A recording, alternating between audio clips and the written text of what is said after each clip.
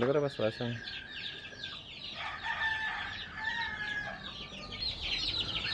Napakan. Yan.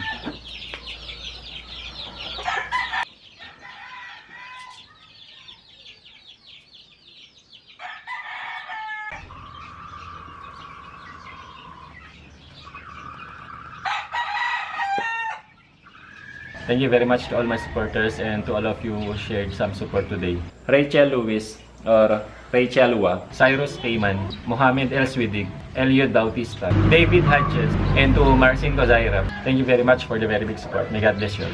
Peace.